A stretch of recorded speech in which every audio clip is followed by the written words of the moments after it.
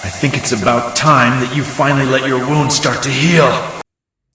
What is up, guys? DT Ninja here to give you guys my RuroKen Hokkaido Arc Chapter 31 review. Okay, guys, it is that time again to discuss or review Kenshin, Chapter 31 of the Hokkaido Arc, Defeated Kanryu. Now, this chapter was very interesting because it has this idea, this ironic twist where Ono originally was supposed to kill Kanryu. We all know this. He was supposed to kill Kanryu. And what ends up happening is he's fighting Sanosuke. He fights Sanosuke because he escapes and Sanosuke fights him. Well, Honda in this chapter is fighting Kanryu, right? So another member of Kinkaku Heki is revealed and he is fighting Kanryu and Aran. Well, this member, Honda, states that Ono's job was to eliminate him, right? Eliminate Kanryu. However, if you do this for me, I'll spare your life. The only thing is, it's humiliation. It's humiliation and defeat. Basically, what he wants him to do is bow down to him, beg for forgiveness, give him all of his money that he's made as a merchant in Otaru. And then maybe he will spare his life. But what I love about this is not, the actions of Kinkaku Heki, but what I like about it is Aran steps in and says, you're good for nothing. You don't know anything about making money. You just steal it. And then he goes on to defend Kanryu. I love that part. It's development for Aran's character. By the way, I got Volume 5 finally, and that is Aran who I'm talking about right here. I will be talking about him in this chapter. So, yeah, that was really cool to see. Good development on Aran's part. We also get a very interesting part of the Kinkaku Heki. Honda's power is revealed. And not only does it tell what it is, but it also reveals what other weapons from the Kinkaku Heki are made of. So we're going to get to that as well. And also the fight between Sanosuke and Ono comes to an end. Their conclusion. They're about to kind of have some, they're basically going to shake hands. We got this moment where Sanosuke holds his hand out. He's like, man, it's been a great fight. Let's put this to an end. And we get the whole point where Ono comes to the realization, I've lost. This guy's better than me. And then he's about to shake his hand. But what's interesting about this, an ironic twist, his commander shows up and throws like a spear-like blade. It's like a blade and literally goes through his shoulder, and then he literally pulls through and it rips off his arm. And I mentioned this in my last discussion. He literally rips his arm off so that he cannot shake his hand. That was pretty savage. That was savage, man. I mean, when you think about it, it's like he went for his arm literally so he couldn't shake his hand. And then he's basically discarded like he's trash. So you feel really bad for this character we didn't really care for at all. Slowly we're starting to develop things, like in the last chapter, chapter 30, where we actually get the backstory. And by the way, it is in this chapter. It's in the volume, so let me show you what I'm talking about. So basically his backstory, where he's shown with another commander. So we get a little bit of his backstory, but not quite. He still looks kind of old there. So maybe next chapter we will get to see something of his backstory. We'll get to that more in my review. But it's very interesting and kind of sad what happens to him. He's basically discarded like trash. But then I like the whole thing with him, like, I don't want to die in vain. Sanosuke, please. If you want to know anything, I'll tell you. This opens up huge discussion right now. I mean, like, what could he possibly ask? What could he reveal to Sanosuke? I mean, this is huge. It could be anything.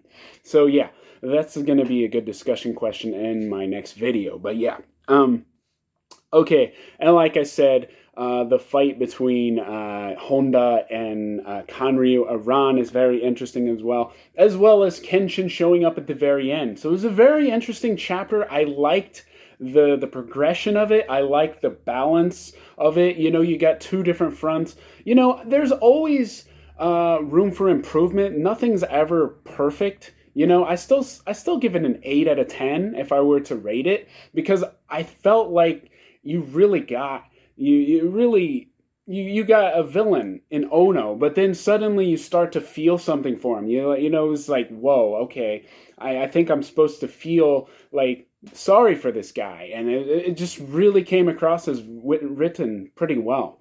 And like I said, you know, Shimonji was pretty savage in that attack. And then, of course, you got the whole development of Iran's character, and there's a lot in there that we're going to talk about. But hopefully, there'll be some good discussion questions here. Okay, let's get to the main review. Okay, so the handshake. So these are things I noticed in the chapter. The handshake, the very beginning, we see Sanosuke holding out his hand. What's so significant about the handshake? Obviously, this means that Sanosuke has become more cultured, more worldly. He is accepting others, trying to understand them better. He's basically saying, we had a great fight, man. Let's put an end to this. That's all he's saying. But what I noticed about this is that on his left fist is balled up. If you look at him, he's standing, but his left fist is balled up. So even though he's got his hand out, he's already ready to strike. So it's not like he's completely vulnerable. If Ono were to strike, he would probably move to his Sinken and probably hit him with his left fist. That's just my thinking, because he actually says, I need to have my left fist as an actual fist. So that was interesting. I noticed that.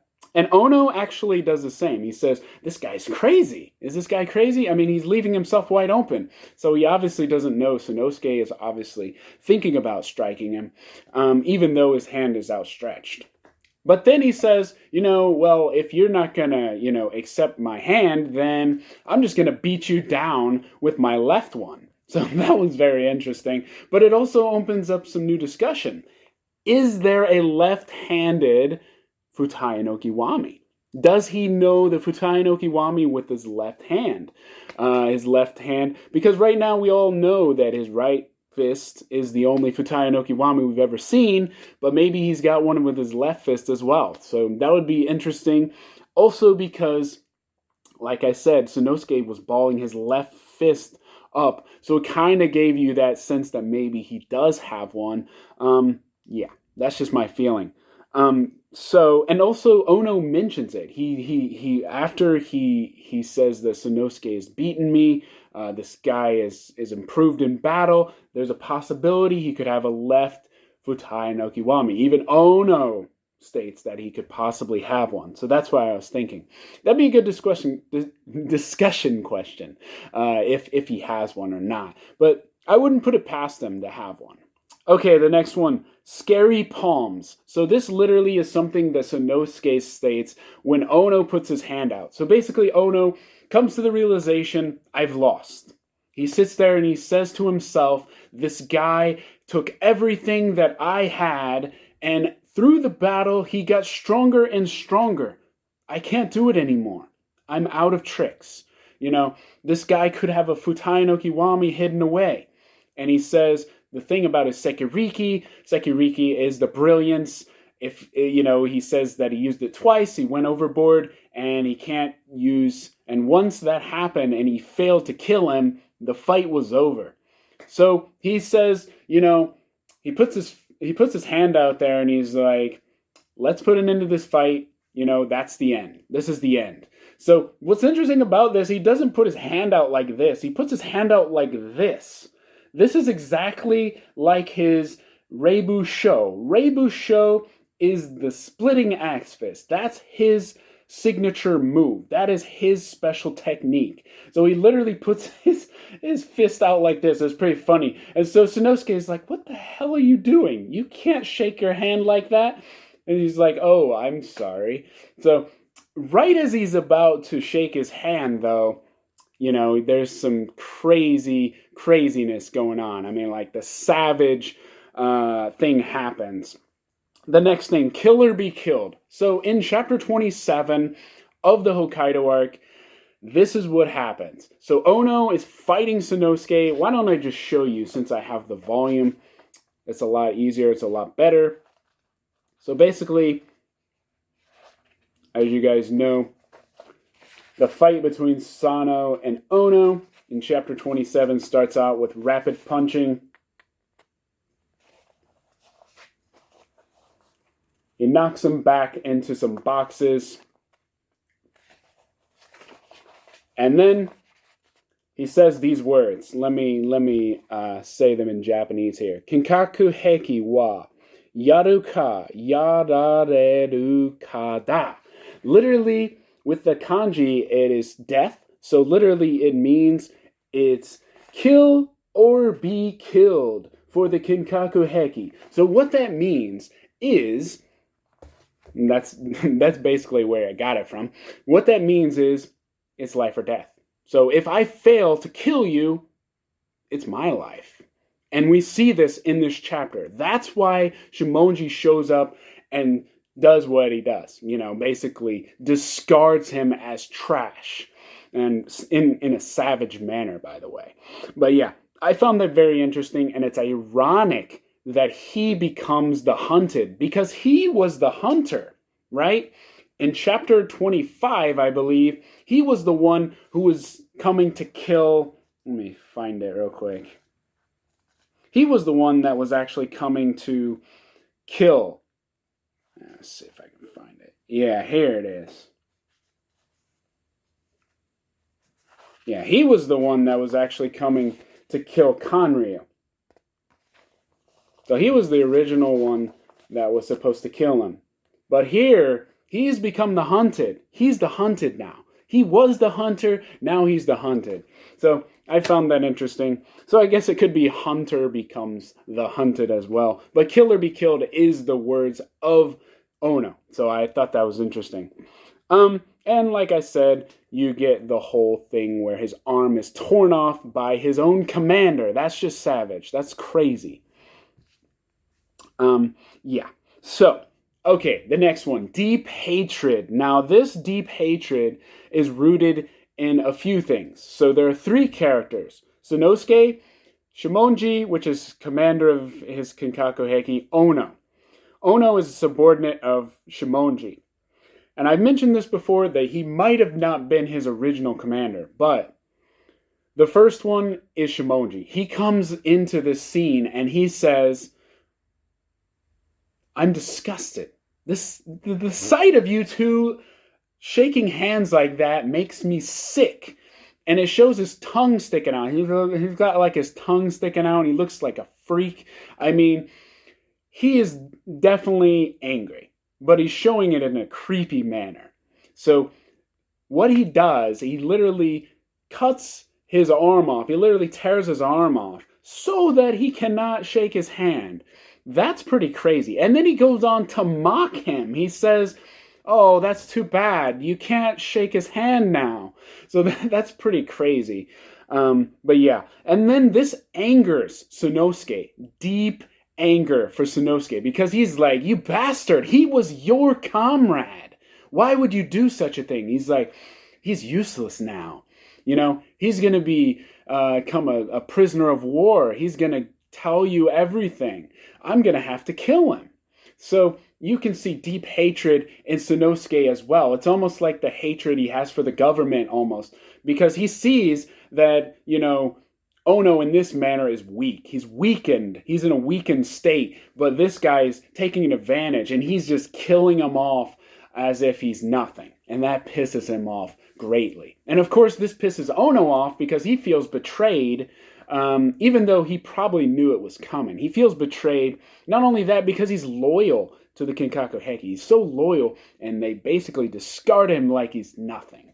So he goes after him with his Reibu Sho, and he gets basically taken down. He gets taken down by those threads and his blade. So pretty crazy stuff.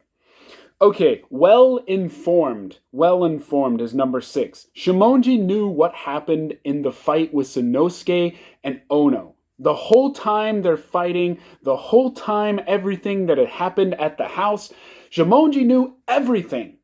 He knew everything. Why?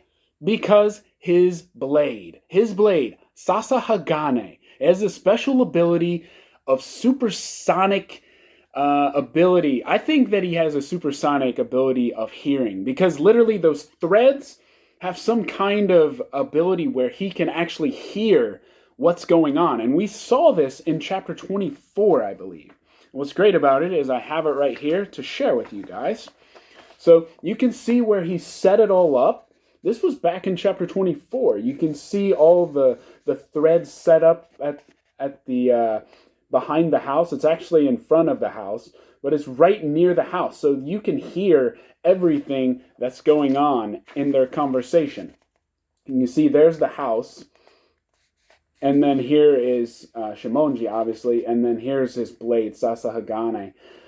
So yeah, he hears everything.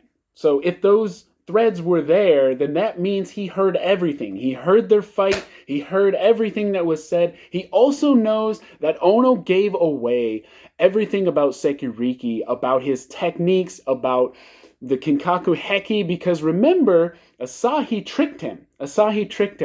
And so he knows all of those. So that's why he came. That's why he was able to get to him. That's why he discarded him like trash. Because basically Sasa Hagane allows him to hear everything.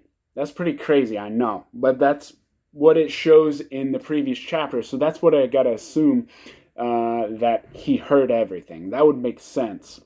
So his intel is very good because of those threads. And we're going to get to those threads in a little bit and what they actually are. Okay, the Aged Fool. Okay, this is the name that Shimonji gives to Ono. He calls him an aged fool. When I translated this, I asked my girlfriend, she's Japanese. She said that it's the equivalent of man, like, hey man. But when I looked it up, the kanji, it was kind of like an old man. So I'm thinking it's like a middle-aged, because that's what she was saying too. It's kind of like a middle-aged man. So, but anyways, I found that interesting because Ono didn't seem to be like, a young person. I mean, it didn't seem to be like a middle-aged person to me. He seemed more younger. But we saw his flashback, and I noticed he didn't really age that much. But apparently he's older than we think. I wonder how old he really is. But he called him an aged fool. So this could mean that he's a little older than Shimonji. I don't know. But I found that interesting. Like I said, it can be used as just man, as a slang. But when I looked at the kanji, it did have the kanji for old person. So I'm thinking like middle-aged person. Okay, the next thing. Otaro's Plan. Otaru Plan. Basically, this is the Kinkaku Heki's plan, the combat field experience, the experimental battles. These are explained. So basically, Shimonji flees the scene after basically discarding Ono, and he states to Sanosuke as he's leaving, he says, the activation of the final phase for the experimental battle is now set in motion. The first one was swords. We saw that, the Gato swords. Then we had the Gato guns or the pistols. Now we have the rifles. So there's 3 stages: the swords, the guns or the pistols, and the rifles. Then he says, now that everything has been set in motion, now we have to wait and see the chaos it creates throughout the city. So this is why it's called an experimental, because literally they're waiting to see what happens to the town when they give weapons out. That's the whole point. So I found that interesting that it showed their stages in Otaros. So that was kind of interesting. Okay, the next thing, final request. Okay, final request refers to Ono's final, plea. Basically, Sanosuke's trying to go after Shimonji because literally, he basically insulted him, and also he basically discarded Ono like trash. He's pissed off. And Ono's like, wait. I don't want to die in vain. I don't have much more time. Please, if there's anything that you wish to know, I'll tell you. And like I said, this is huge. This is huge because it could open up so much. What about the location of the Kinkaku Heki base, the main base? What if Ono reveals it to Sanosuke? That's huge. That's huge. Then they would be able to go after them. Because Ono really doesn't want to die in vain, and he does respect Sanosuke. So maybe he does want to get back at his own team. So that would be very interesting. Maybe we're going to get a backstory. Maybe Sanosuke is going to find out, why did you join Kinkaku Heki? And obviously, he was born into it. But we'll get a backstory. There's a lot of things he could ask. I think we might get a backstory. I think we might get some vital information. That would be also interesting. But I found it's kind of sad. It was kind of a touching and sad scene at the same time. Ono was a villain, and then you get to see him, really open up to Sanosuke. You get kind of redemption on his part, but he's going to die. He's going to die. So it's kind of sad.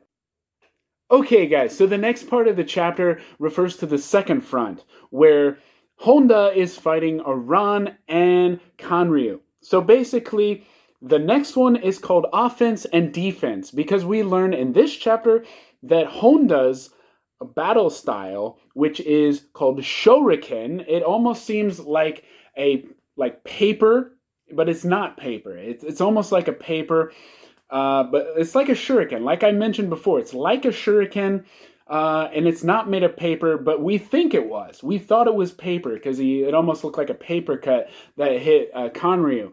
But we learn in this chapter that not only can it attack, because we see him, writing like crazy. I mean, Honda's like, show. And we see all these shuriken kind of attacks going everywhere.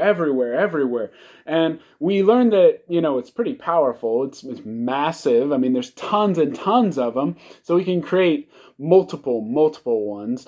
But also that it's able to defend, because Kanryu is like, I know your weakness. You're going to run out of ammo. So basically he shoots at one and he thinks it goes right through. First it seems like it goes through, and then it kind of bounces, and then it kind of like floats away. One falls to the ground, but the other one's kind of flying. So we see it actually bounces off, so it can defend as well. His shuriken is offensive and defensive, so it can actually attack and defend at the same time, making it very deadly, very dangerous. So we learned that in this chapter. Very interesting.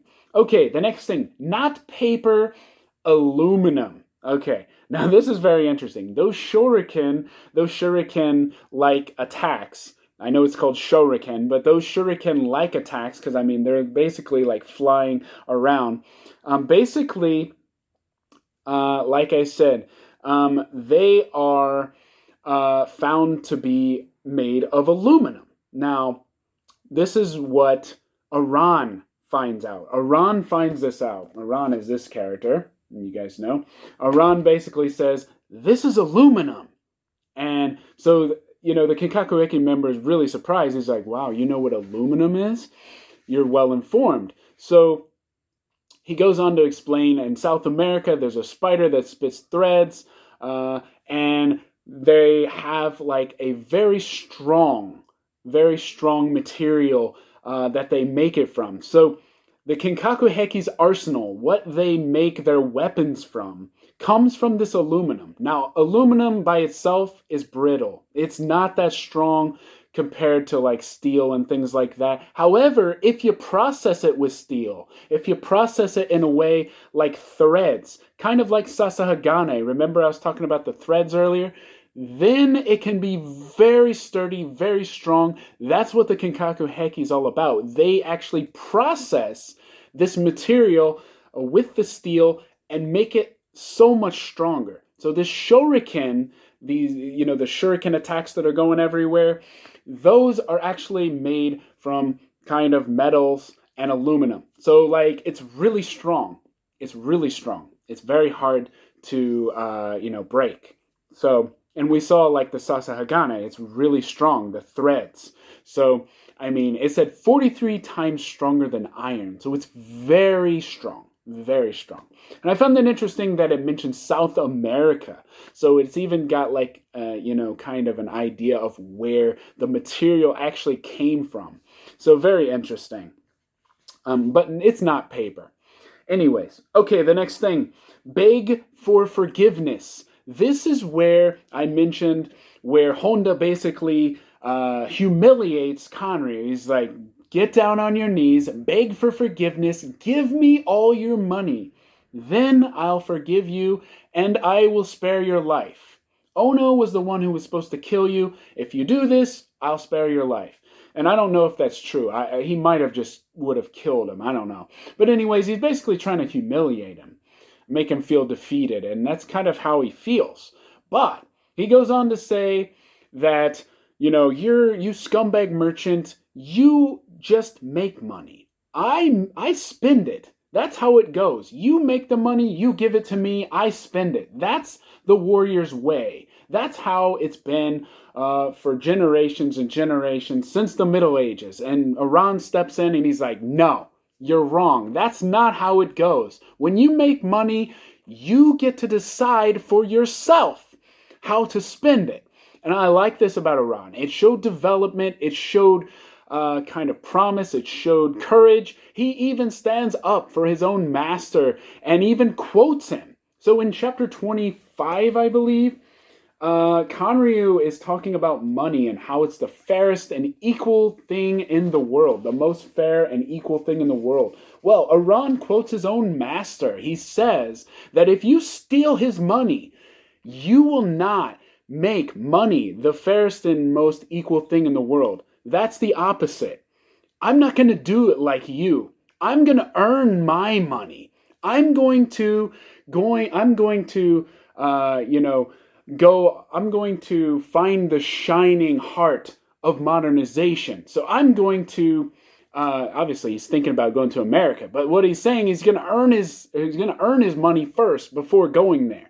So that leads us into the next one, earn my money. So before this point, we just thought of Iran kind of as a desperate, but also greedy character. I'm not saying he's really greedy, but you could see he was asking Kenshin for money. It's kind of like a little selfish and greedy, but we knew there was something behind it. But now we see he's actually thinking about earning money, which is great. It's development. It shows that he's kind of maturing a little bit too. So I like it. The next one, not a damn thing. So this is Iran's quote that basically it goes back to when Honda basically says, get down on your knees, give me all your money, and I'll spare your life. Well, literally, Iran has a plan, a strategy. They go into the tent and they make it there, and he's got this kind of like a barrel of what is it? Not dynamite. Basically dynamite. It's gunpowder. And he's like, I'm not gonna give you a damn thing. And he's talking about, you don't make any money. You just take it. I'm not giving you a damn thing. So basically he's answering for his master. And I thought that was also interesting. So he stands up for him, but he also answers for him. So that was really cool. Really good development on Iran's part. I really liked it.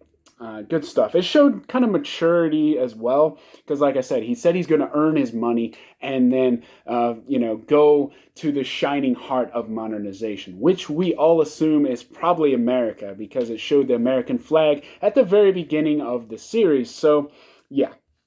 Okay, the last one, hurry Kenshin. While this is not a quote, this is what Iran is thinking while coming up with a plan. So his strategy to fight Honda, he basically says, I don't have to fight to win. We don't have to fight to win. We just have to outlast last long enough for Kenshin-san to come and save the day.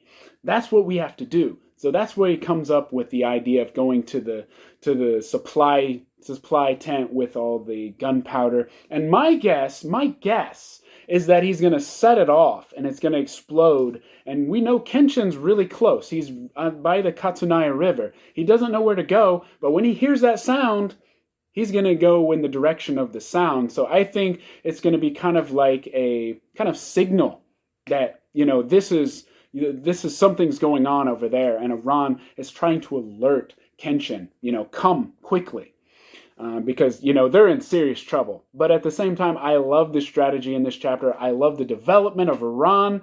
I like the whole thing with Sanosuke and Ono, though that part was really sad. Yeah, guys, so that's my review. So, hopefully we have some good discussion questions for the next video. That will be coming next week, just like always.